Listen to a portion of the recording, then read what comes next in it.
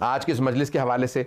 तो एक है कि इंसान जो है बाज़ औक़ात समझ नहीं पाता मेरी दुआ कबूल क्यों नहीं हो रही, और ये इंसान और इमाम ज़ाहिरन इमाम ज़ैनुल आबिदीन अलैहिस्सलातु वस्सलाम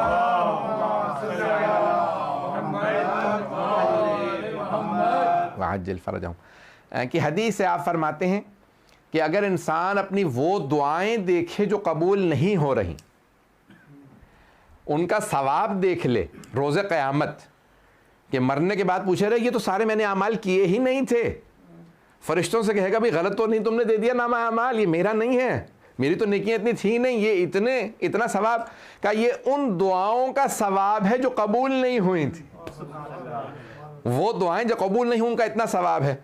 तो इमाम फरमाते हैं कि रोज़े क़यामत बहुत से लोग अपनी दुआओं के सवाब को, दुआएं जो कबूल नहीं हुई उनके सवाब को देखने के बाद एक मरतबा कहेंगे परवरदिगारा तू कोई दुआ कबूल ना करता, कोई दुआ कबूल ना करता, वो हमारे लिए बेहतर होता ताकि हमें इतना अजर सवाब मिल जाता। परवरदिगारा तूने वो जो दुआएं कबूल नहीं होती उनमें इतना अजर सवाब रखा है कि इतना अजर सवाब है वो जो दुआएं कबूल नहीं होती। हम परेशान हो जाते हैं दुआ कबूल नहीं हो रही, कई मरतबा उसकी मुख्तलिफ मसलहतें होती हैं। मैं आज जो पेश कर रहा था एक पहलू ये मुकम्मल कर दूँ आज ताकि फिर मुझे आइंदा आसान हो जाएगा।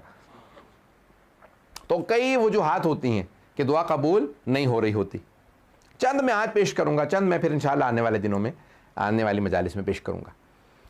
एक वजह वो कहते हैं कि अगर इंसान, एक हदीस नबवी है और ये मकारिमुल अखलाक मरहूम तबरसी की 700 साल पुरानी किताब है, रसूल इस्लाम की सीरत के ऊपर है मकारिमुल अखलाक। तो उसमें फरमाते हैं कि हबीब खुदा की हदीस है कि आप फरमाते हैं कि अगर इंसान एक लुक़मा हराम का खा ले, एक लुक़मा, पूरा खाना नहीं, सिर्फ एक लुक़मा हराम का खा ले तो 40 दिन तक दुआ कबूल नहीं होती, 40 दिन तक दुआ कबूल नहीं होती। इसीलिए इतनी ज़्यादा ताकीद की गई है कि जब खाने लगो तो पाकीज़गी का ख्याल करके कि अगर खुदा ना करे एक भी नजिस चीज़ चली जाए खाने में तो इंसान की। अब यहाँ उलमा ने जो बहस की है वो ये है कि हदीस तो नबवी यानी रसूल इस्लाम सल्लल्लाहु अलैहि वसल्लम की हदीस है कि 40 दिन दुआ कबूल नहीं होती। बहस उलमा ने यह की है कि किस सूरत में दुआ कबूल नहीं होती। इस सूरत में जब मुझे मालूम नहीं था, या उस सूरत में कि जब मालूम था, भाई जब मालूम था, मुझे मालूम है हराम में मैंने खा लिया अब दुआ कबूल नहीं होगी, या नहीं उस सूरत में भी कबूल नहीं होती जब नहीं मालूम था। उलमा कहते जब मालूम हो तो गुनाह भी है और असर भी है। अगर पता था कि हराम है तो गुनाह भी है और असर भी है, लेकिन अगर मालूम नहीं था तो गुनाह नहीं है, असर है। पता नहीं बात पहुंची है नहीं पहुंची, फिर भी असर है, और असर ये है हराम का कि इंसान की दुआ मुस्तजाब नहीं होती, क्योंकि इंसान जब नजिस चीज़ खा ले या हराम चीज़ खा ले तो वो फरिश्ते जो दुआ को अल्लाह के पास लेके जाते हैं वो इतने पाक हैं कि जब तक इंसान के वो 40 दिन में शय ज़ायल ना हो जाए तब तक दुआ लेने आते ही नहीं हैं। पता नहीं बात पहुंची या नहीं पहुंची। वो जो दुआ लेने के लिए फरिश्ते आते हैं, मुझे नहीं मालूम, मैं आप लोगों को बोर तो नहीं कर रहा हूँ, ताज़ानी गिरामी, ये तमाम की तमाम चीज़ें। तो पहली मसलहत कि इंसान अगर हराम खा ले, इसलिए हमारे उलमा कहते हैं कि जहाँ से इंसान गोश्त ख़रीदे, जहाँ से इंसान अशिया ख़रीदे, घर में पका, इसलिए बाहर ज़्यादा हमारे यहाँ ताकीद की गई कि ज़्यादा बाहर खाने मत खाओ, होटलों रेस्टोरेंट्स पे इधर उधर। बहुत से लोगों को होटलिंग का बहुत ज़्यादा शौक होता है, उनको बुरा लगेगा बहुत माजरत के साथ, नहीं खाएं, ये नहीं कह रहा हराम है, खाना जायज़ है, बिल्कुल जायज़ है, लेकिन क्यों ताकीद की गई है? कहते हैं कई मरतबा पकाने वाला नजिस पाक का ख्याल नहीं करता। जब आपकी वालिदा घर में पकाएंगी या अहलिया घर में पकाएंगी या कोई बहन घर में पकाएंगी या कोई बेटी घर में पकाएंगी तो क्योंकि मोमिना है हाथ पाक करने का, खाने के पाक रखने का ज़रूर ख्याल रखेंगी। इसलिए ग़ज़ा का पाक होना पहला बाब है दुआ की इस्तिजाबत का। कबूलियत दुआ के पहले बाब का नाम है हलाल ग़ज़ा।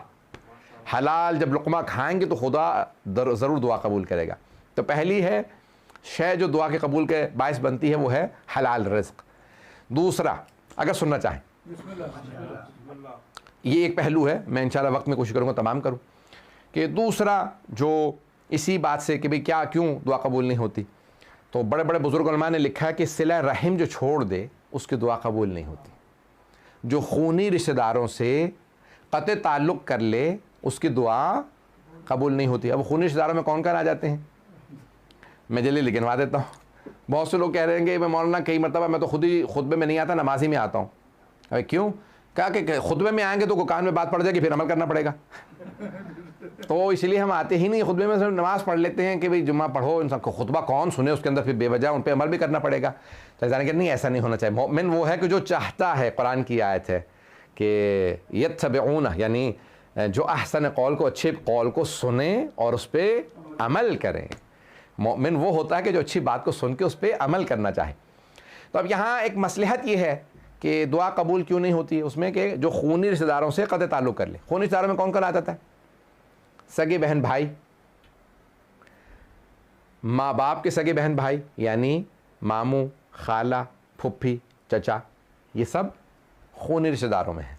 और इनके बच्चे, अब ये खूनी रिश्तेदारों में हैं, कहते हैं कि इतने ज़्यादा हो गए, ये सब खूनी रिश्तेदार हैं कि इनसे क़त्अ ताल्लुक़ ना करें। हमारे एक उस्ताद कहा करते थे कि अगर तुमने ख़ानदान वालों से क़त्अ ताल्लुक़ कर रखा है तो हमारे आमाल में ना आना, तुम्हारी वजह से हमारी भी इबादत कबूल नहीं होंगी। वो कहते हैं कि यहाँ तक है कि अगर 10 से जमी इंसान, दुआ कबूल होने की भी मैं इंशाल्लाह पेश करूँगा कि कैसे दुआ कबूल होती है, लेकिन वो कहते हैं कि बहुत बड़ा भी मोमिनों का मजमा हो तब भी दुआ कबूल नहीं होती अगर उसमें क़त्अ रहम वाले बैठे हुए हों। इसलिए हमारे साथ कहते थे कि भाई आप बेशक ना आए हमारे आमाल में भी, ताकि हमारी तो कम से कम आमाल कबूल हो जाए। तो आपकी वजह से हमारी भी दुआएं कबूल नहीं होंगी, हमारे आमाल भी कबूल नहीं होंगे। अब आप कहेंगे भाई अरे सबको गिनवा दिया, माँ बाप को नहीं गिनवाया। मैंने जानबूझ के माँ बाप का नाम नहीं लिया था, मैंने कहा चचा, फुफ्फी, खाला, मामू, सगे बहन भाई और उनके बच्चे, और चचा और जो चचा वगैरह हैं उनके बच्चे। वालिदैन को अलग से, वो खूनी रिश्तेदारों में नहीं, वो ज़वील हुकूक के अंदर सरे फहरिस्त हैं कि कहते हैं सबसे ज़्यादा हमारी गर्दनों पे हक है अल्लाह, रसूल और इमाम के बाद तो हमारे माँ बाप का सबसे ज़्यादा हक अल्लाह, क्योंकि अलबत्ता अल्लाह, रसूल और इमाम के बाद, क्योंकि अगर इमाम से उनकी बात टकरा जाए तो अल्लाह ने कुरान करीम में कहा फला तुतीहुमा, तो माँ बाप की इताअत ना करना। लेकिन कहीं नहीं आया कि नबी की इताअत ना करना, इमाम की इताअत ना करना। हर हालत में अल्लाह की, नबी की और इमाम की इताअत करनी है। कहीं नहीं इंसान कह सकता भाई यहाँ पे मैं माज़अल्लाह इमाम की इताअत से खारिज हूँ। किसी भी जगह इंसान खारिज नहीं है। आप जब भी कुछ भी कर रहे हैं तो हर जगह पे इमाम की इताअत ज़रूरी है। लेकिन कहीं ऐसा हो सकता है कि माँ बाप की इताअत ना हो, जहाँ पे भी अल्लाह, रसूल और इमाम के हुक्म से टकरा जाए तो वहाँ उनकी इताअत नहीं की जाएगी। पता नहीं बात पहुँची या नहीं पहुँची। मिसाल के तौर पे माँ बाप कहते हैं नमाज ना पढ़ो, ये नहीं छोड़ सकते नमाज, चाहे वालिदैन कह दें, क्योंकि अल्लाह के हुक्म से टकरा रही है बात। नबी के हुक्म से या इमाम के हुक्म से टकराए तो फिर माँ बाप की इताअत वाजिब नहीं है। इताअत वाजिब नहीं है लेकिन गुस्ताखी फिर भी नहीं कर सकते, गुस्ताखी फिर भी नहीं कर सकते। तो अब माँ बाप ज़वील हुकूक के अंदर आ जाते हैं, तो जिनसे इंसान अगर क़त्अ ताल्लुक़ कर ले तो दुआ कबूल नहीं होती।